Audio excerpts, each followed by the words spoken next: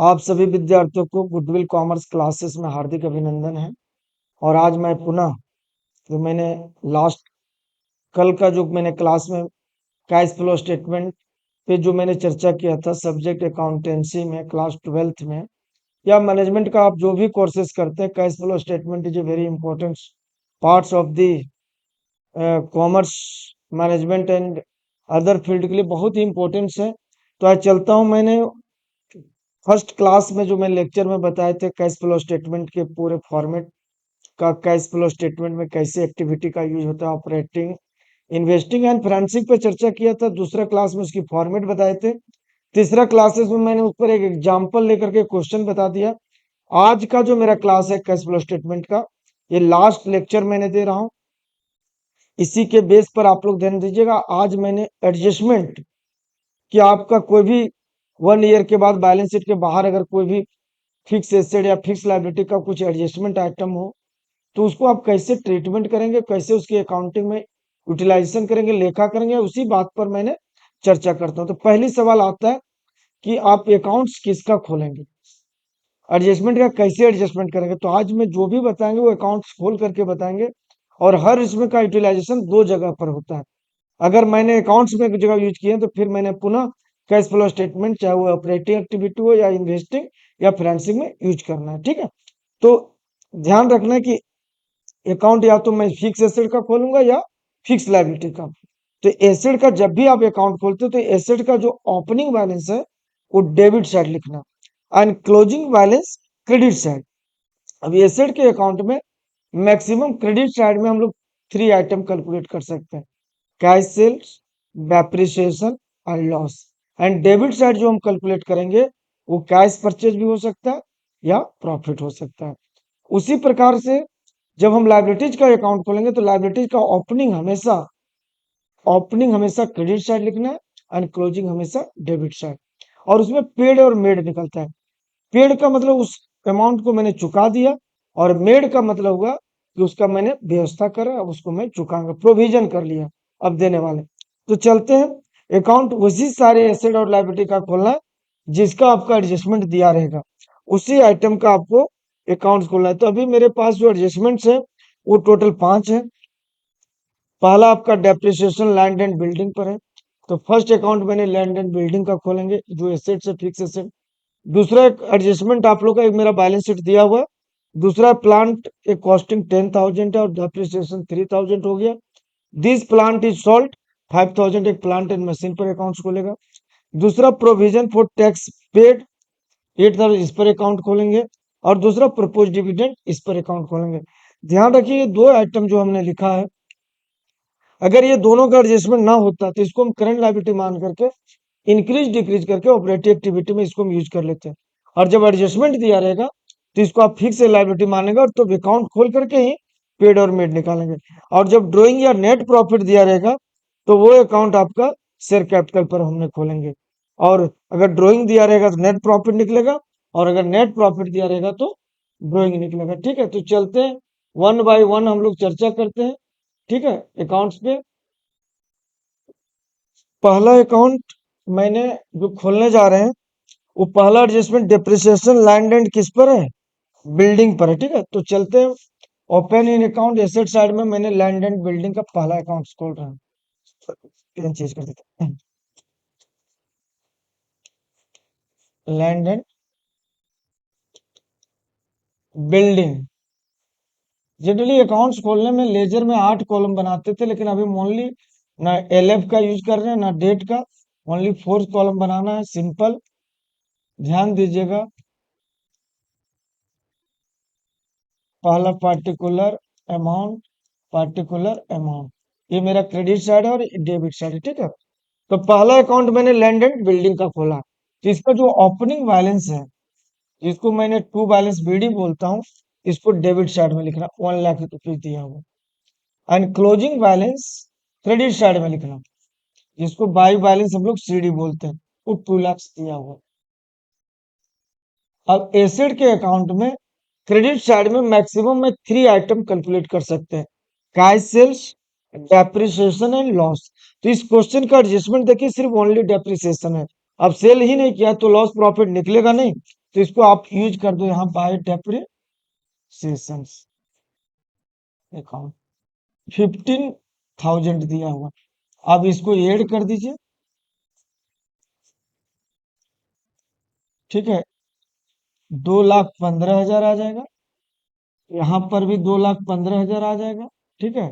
यहाँ पर आपका कैश परचेज बैलेंस फिगर आपका जो अमाउंट आएगा 1,15,000 आएगा। ये निकल गया आपका कैश परचेज। अब ध्यान रखिएगा कि हम लोग कैश फ्लो स्टेटमेंट बनाने के लिए 3 एक्टिविटी बनाते हैं। तो ऑपरेटिव एक्टिविटी में मुझे डेप्रिसिएशन ले जाना है, depreciation of land and building 15,000 add कर देना ऑपरेटिंग में। और जो ये परचेज निकला इसका काम हम लोग इन्वेस्टिंग में करेंगे। फिर यहाँ कंपेरिजन नहीं करना, ये जो 1,15,000 आया इन्वेस्टिंग में, इसको परचेज के नाम पर लेस कर देना अमाउंट। और इस प्रकार से हर रुपए का एंट्री कितने बार करना है हमको? 2 बार करना है, ठीक है। दूसरा आपका आता है प्लांट एंड मशीन पर खोलेंगे, ठीक है, नंबर 2।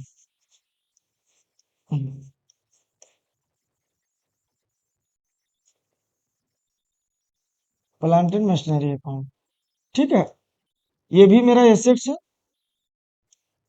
कभी भी अकाउंट्स खोलने में मात्र 4 कॉलम बनाइए, पार्टिकुलर अमाउंट, पार्टिकुलर अमाउंट। ये क्रेडिट साइड और ये क्या है? डेबिट साइड, ठीक है। एसेट्स का फिर आइए ओपनिंग बैलेंस, जिसको टू बैलेंस बीडी या तो ओपनिंग बैलेंस भी लिख सकते हो, फिर बीडी मत लिखना, ओपनिंग बैलेंस। ओपनिंग सबसे ऊपर, क्लोजिंग सबसे नीचे। चलते हैं, ओपनिंग बैलेंस मेरा दिया हुआ है, ठीक है। ओपनिंग बैलेंस मेरा दिया हुआ है प्लांट एंड मशीन का 80,000। क्लोजिंग बैलेंस मेरा दे दिया, क्लोजिंग सबसे नीचे लिखना है, ठीक है, जिसको सीडी बोलते हैं 1 लाख। अब हमको ध्यान देना है इस क्वेश्चंस में, ये प्लांट का जो कॉस्टिंग दे दिया है, देखिए हम वर्किंग नोट में ही हम थोड़ा नीचे कर दे रहे हैं। प्लांट का कॉस्ट वैल्यू 10,000, डेप्रिसिएशन 3,000 हो गया, तो ये मेरा प्लांट बचा 7,000, जिसको WDV बोलते हैं, रिटर्न ऑन वैल्यू। अब इस प्लांट को मैंने सोल्ड जो किया है 5,000 में किया, तो इसका लॉस कितना आ गया?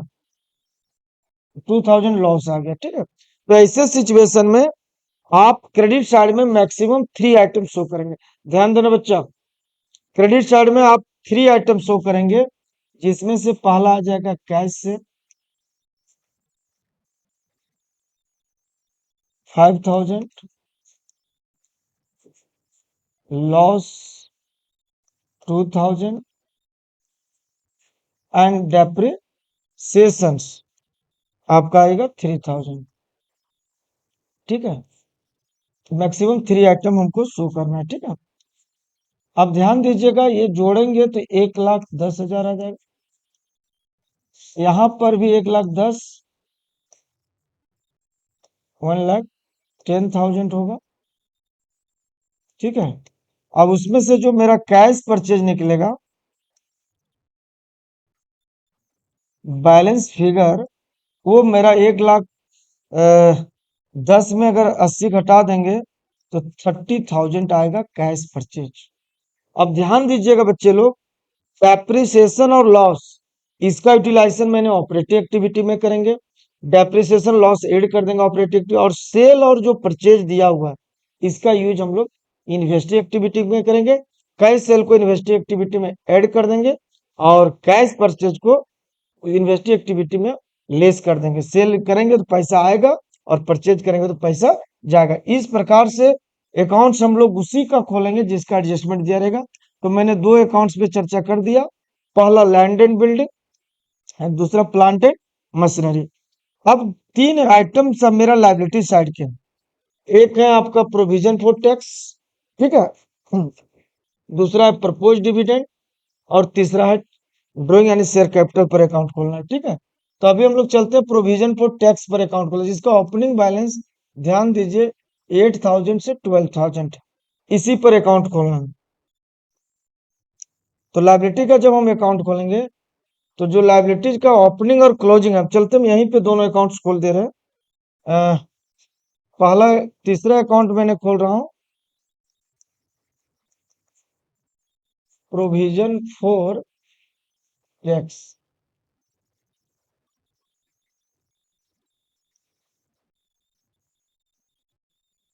प्रोविजन फॉर टैक्स,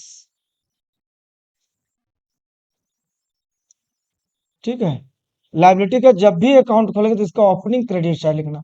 और एक बात ध्यान रखिएगा, ओपनिंग सबसे ऊपर हो, इसके ऊपर कुछ भी आइटम नहीं हो सकता, और क्लोजिंग सबसे नीचे। इसका 12,000 से। अब क्वेश्चन में ध्यान देना है, कैश पेड दिया है या कैश मेड। अगर मेड दिया हुआ पेड निकलेगा, पेड दिया है तो मेड निकलेगा, ठीक है।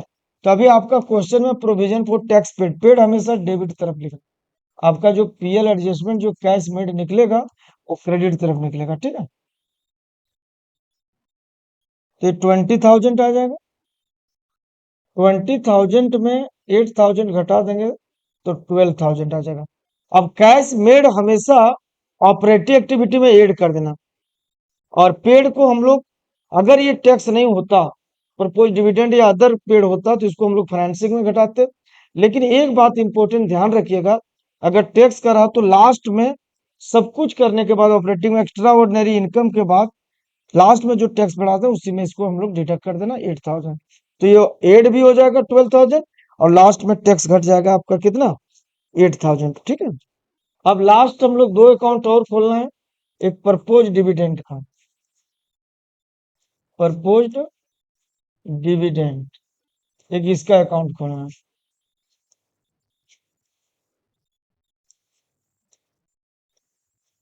ये भी मेरा लाइबिलिटीज है, ठीक है। इसका भी ओपनिंग क्रेडिट साइड जाएगा, इसका क्लोजिंग डेबिट साइड आएगा। फिर इसका जो दिया है मेड दिया हुआ, ठीक है। थोड़ा सा बैक हम लोग करते हैं मूव। प्रपोज डिविडेंड 15,000 से 18,000, 15,000 से कितना बोलो, 18,000। तो इसका क्रेडिट में आ जाएगा 15,000 और डेबिट में आ जाएगा 18,000। यहां पर दिया कैश मेड, ये साइड क्रेडिट साइड लिखना है, जिसको हम लोग पीएल एडजस्टमेंट बोलते हैं। कैश मेड दे दिया अब मेरा 12,000, तो यहां पर निकलेगा कैश पेड। कैश पेड निकल जाएगा, कितना आएगा इसको ऐड कर दीजिए,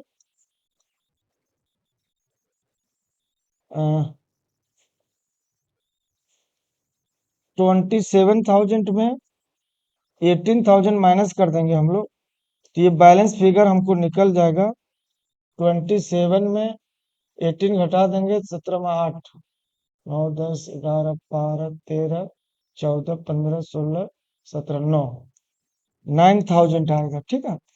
अब फिर वही ध्यान रखना, प्रपोज डिविडेंड कैश मेड को ऑपरेटिंग में ऐड कर देंगे और कैश पेड को फाइनेंसिंग में मैंने घटा दूंगा।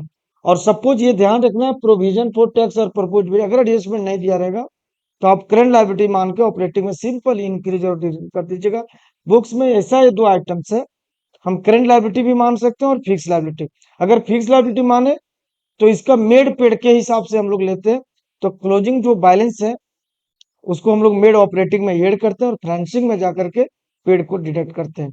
इस प्रकार से कभी कभी ऐसा हो सिचुएशन आ सकता है कि आपका ऑपरेटिंग और बुक का ऑपरेटिंग नहीं भी मिल सकता, लेकिन फाइनल जो आप आंसर मिलाएंगे वो आपका मिल जाएगा।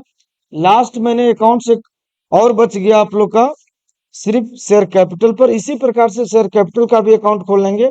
यहाँ पर जैसे ड्राइंग दिया हुआ, तो शेयर कैपिटल का भी अकाउंट खोलेंगे, इसका ओपनिंग ये साइड लिखेंगे, क्लोजिंग ये साइड लिखेंगे, ठीक है। ड्राइंग दिया हुआ यहाँ कैश पेड के नाम पर लिखना, यहाँ आपका नेट प्रॉफिट निकल जाएगा कैश मेड, और यही नेट प्रॉफिट अपने ऑपरेटिंग में ऐड कर देंगे और ड्राइंग को फाइनेंसिंग में जाकर के डिडक्ट कर सकते हैं।